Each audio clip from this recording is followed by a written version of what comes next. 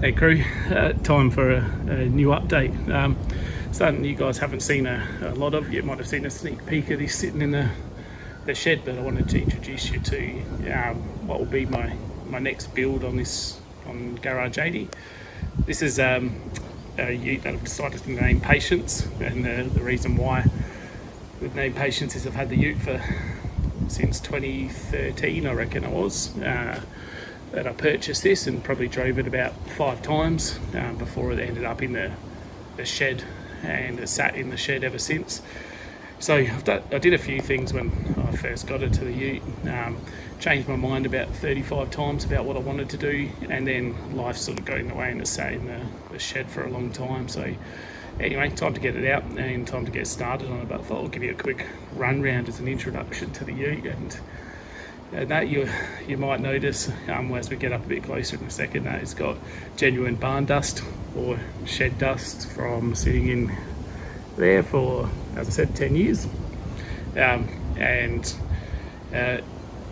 for the keen-eyed viewers, they might notice something with the tailgate there, which I'll go into in a bit more detail shortly.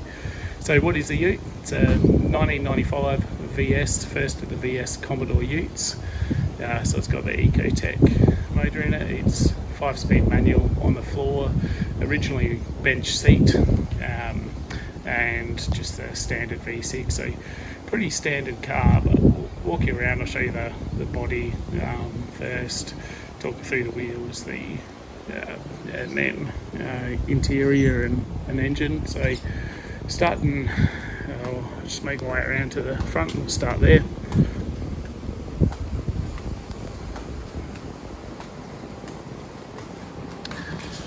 So how I came about this car was when we bought this property that me and my wife live in at the moment. I had I think a 2005 Blob Eye WRX, and she had a 2000 Hyundai Accent in a charcoal grey. So decided that having a large mortgage, we thought better get something reliable that she could run around in. So I sold the WRX first of all, bought a brand new Mazda 3, which, despite hurting the ego a little bit, has proved as point has been reliable. We've still got that car now. And the Hyundai Accent, I ended up selling that, and I thought, geez, it'd be handy to have a ute because I planned to do a bit of work around the house, and I thought, yeah, that'd be good to have a ute. So with the money we got from selling the Accent, I bought this Commodore Ute with the plans thinking, yeah, it'll be great for chucking some stuff in the back. I'll give it a little tidy up and make it neat for getting around in. And that never quite eventuated, and I'll tell you why as we work through this video. But at the front, you can see that real barn dust. I haven't washed it off at all since it's come out of the shed. So I've used it for storage, chucked things on it. It's got paint splatters on it from various things that I've painted. It's probably a range of different colours in there. We can spot out some black over here, some grey back on that last one, some wood stains. It's got some paw prints on the window. Looks like a cat or a possum or something. We don't have a cat or a possum, so at some stage they must have got in my shed. A bit of God knows what sitting on the roof. And when you get down here, you can see a whole heap of stuff it's just floated into the shed over the last few years. So up the front again, sorry, when I bought it, it had a nudge bar on it, so I've taken the nudge bar off. I took that off when I first got it, just sold it on Marketplace. Some of those splatters I was saying about, I just noticed down here it's got some wood stain that I've spilt on it whilst in the shed. It also came on a set of just the standard 15-inch cop rims when I first got it, and as part of my tidy up, I thought I'd chuck on some legal size 17-inch VT SS rims that I bought second hand, and I had red wall tyres put on them. So the tyres are actually still pretty much brand new, apart from the fact that they've sat on the car for 10 years, but the tread on them is actually brand new, and the red walling on it you can just make out, but it's pretty faded, just again from just sitting around for so long on this guard. Again, the indicator on the guard was originally the orange indicator. I changed it to the T-style clear, which is now faded to buggery and looks awful. The door, I don't think I've changed anything on that at all. Yes, I've come back to the back of it. When I got the Ute, it was already lowered. It's got some Pedders springs in the front and Pedders springs in the back, so I reckon they're a standard lowering height, but it's okay. I wouldn't mind the rear being a bit lower, and we'll probably do that at some point. I noticed there's something missing there where the fuel goes in. To get it running, I'm going to have to change the fuel pump, so I'm part way through doing that, and then move around to the back here. So when I got it, it had all the, I don't know what they're called, can't remember the name of them, but all the hooks for the tarpaulin under the rail there. And so at some stage I grinded those off, and grinded the snaps for the tonneau, these things just there, all the way along there, and grinded those off, because I actually got a hard cover that I bought for it as well. I just never got around to finishing that. The tailgate, it did originally have a white one on it, which had a few dents in it, so I again took that off, sold that on Marketplace, and then bought a non-genuine tailgate to go on it. Unfortunately, I never got around to actually painting it or even putting any primer or sealer on it, and so it sat out in the weather, and hence why it's now got all that patina all over it. I also did something stupid, which was, without having these cables attached to it one time, let it drop, and it dropped onto the tow bar, so you can't see it because the paint's so stuffed, but it's got a dent just there as well in it, so I'll probably end up replacing that again for the second time. So the tail lights as well, I swapped those over when I first got the car. So these are just a smoked tint tail light on there, and I reckon I've probably disposed of the old ones. Just looking at that now, I reckon I'll scratch that somehow in the shed. Hopefully that'll polish out, but might not. Coming down the side here, the same VTSS rims on it, which by the way I plan to sell off too, so I don't think I'll run with these wheels anymore. I don't mind them, I like the style of them, but I think I'll go for a different look. So if anyone's looking for some VTSS rims, they're pretty reasonable condition, not perfect, but not too bad either. In South Australia, give us a shout, and happily sell those on to someone else. So we'll just jump into down the side here. I haven't got much room where it's parked at the moment, but so there's nothing really different about that side. So bear with me with the camera for a second, and I'll get the bonnet open.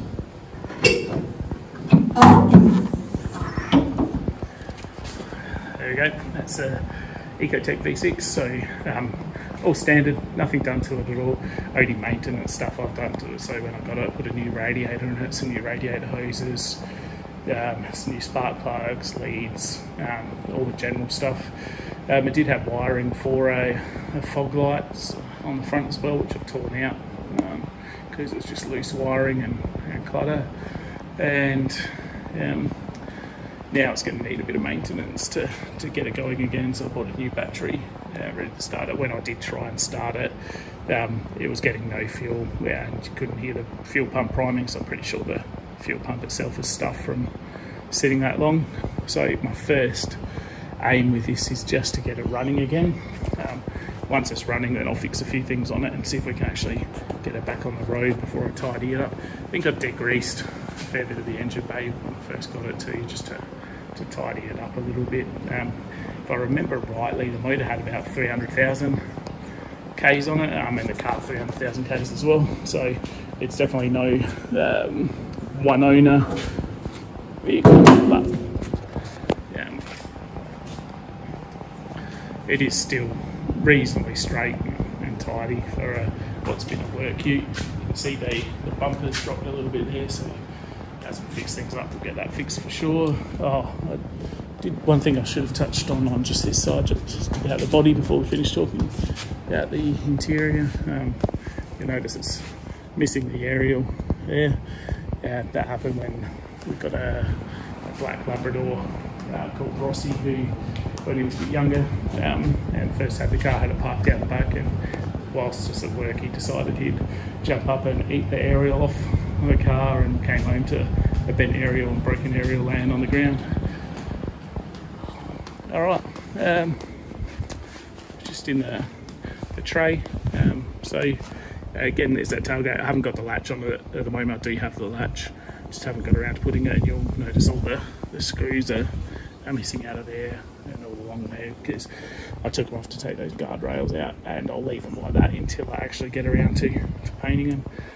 There's the petrol tank space, so, and all the leads. So once I actually clean all of that up, we'll get the petrol tank back in there. I've got the new fuel pump and everything ready to go.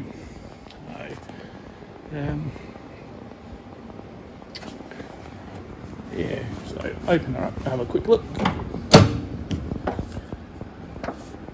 So it's pretty filthy inside as well.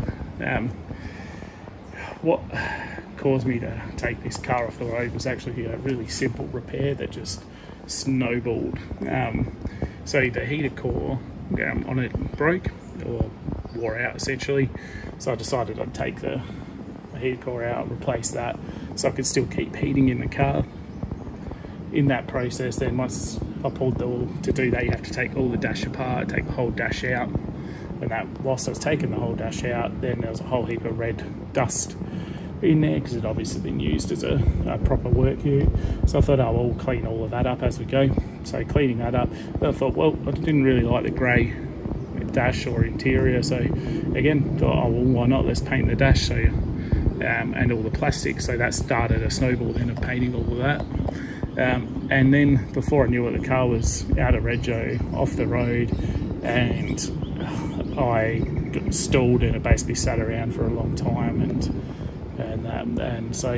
hence why it's still here. So got a fair bit of work to do still to get it back on the road. You'll notice there's no carpets in there. The carpets were completely stuffed, so I've just ripped them out. I've got new carpets sitting in the shed, but I do want to clean that all up. I'll probably take all the sound deadener off and put new sound deadener in.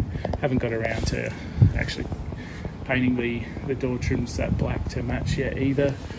What I use to paint that dash, just in case anyone's curious, it's got dust all over it at the moment just from sitting, but it's a product called Tortflex. Can't remember the brand of it, but it's a water-based product, and sprayed on, and it actually goes on really well on vinyls and stuff, and it's really durable as well, and looks pretty much factory original. So all the hard plastics and that too is all done.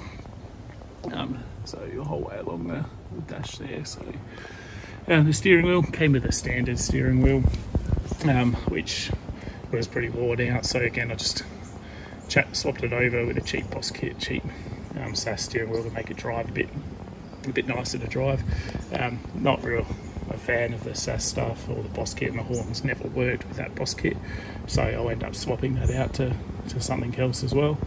The seats, as I said before, it was originally a bench seat, so when I got the car it had the bench seat in it, which I wasn't really a fan of, and had a pretty ugly sort of dash and console to go with it. So ripped out the bench seat. I think I ended up dumping it. In hindsight, someone probably would have wanted that, and I shouldn't have dumped it, but it was in the backyard taking up space, so I got rid of it. But then I got these pretty filthy looking seats out of, I can't quite remember what they're out of, something local wreckers, you pull it. I think it only cost me $40, and they desperately need to clean, but they're actually in reasonable condition under that. And you'll note here it's got the lazy handbrake, which indicates that it was definitely that bench seat before as well. So, and I want to change that, so on the passenger side seat, you'll see I've got the fuel pump there and the handbrake that's designed to go in the middle there, so we'll get that done. And I've got the proper console now out of a sedan, which didn't have a bench seat. Again, you pull it for that, and ready to put in. Had a Pioneer stereo, just some CD player in it when I got it, so since removed that. So yeah, that's pretty much it. I did change the dash on it because mine didn't have a tachometer on it, and so I swapped that over to dash one with lower Ks as well, so it doesn't look quite so bad. So it's got 260,000 Ks on it. Unfortunately, the dash I had in it, actually everything worked on it. When I got this one, the fuel gauge and temperature gauge on it doesn't actually work unless you give it a smack on the top of the dash. So in hindsight, probably should have kept the original one. I think that's it for the interior. So yeah, I'll just quickly show you. I don't think I showed the roof before, but the car's actually really straight. I had a crack at practicing some tinting on that window as well, just with a mirrored tint. So I think I'll just go around the other side, show you the other side seat. I accidentally broke these and I dropped the hard cover on it. Same on this side, although it's only a little crack on that side.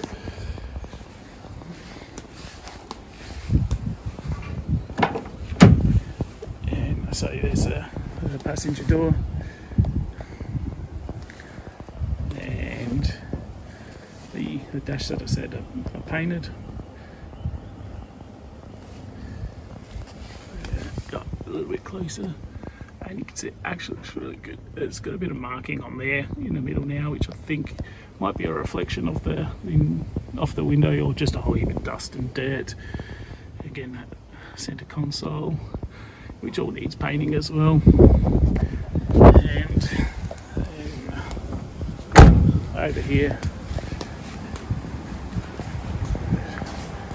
this is the fuel tank. We had a whole heap of rust on top of it, so before putting it back in, I've given it a rust, stripped it all back to metal, given it a rust converting primer, painted it, and it's been sitting here just waiting until I got the time to actually get to the Ute and to start putting it back together. So what are my plans for the Ute? Well, this time Patience got a little bit of attention and got back on the road, so I think the first aim is just let's get it running, let's get it back, and so it starts and runs. Then I can check out all the maintenance stuff, so do all the oils, all the fluids, the brakes, everything like that. Just make sure that it can actually drive and stop. Once it's driving and able to stop, then we'll have a look and start looking at what we actually do to it. And I'm passionate about painting, so no doubt I'll end up doing some paint work. Whether that's the whole car or touching things up, that's to be decided. I want to get that interior so that it's comfortable and neat and nice, so that'll be on the list. And then not sure, I don't know, this is one of those cars that clearly I don't feel overly passionate about, otherwise it wouldn't have sat for 10 years. I don't hate it either, so not quite sure how we'll end up on this one, whether Patience we go the whole hog and give it a full respray and make it really neat and tidy, or whether we just do a quick tidy up and then move it on and get something that I feel a bit more passionate about. Anyway guys, thanks for tuning in. If you like the video or you want to see some more content, please give us a like and share or subscribe. Really helps get the content out there and encourages me to keep going as well. So appreciate you tuning in, and any questions, anything like that, feel free to yell out as well. Thanks. Bye.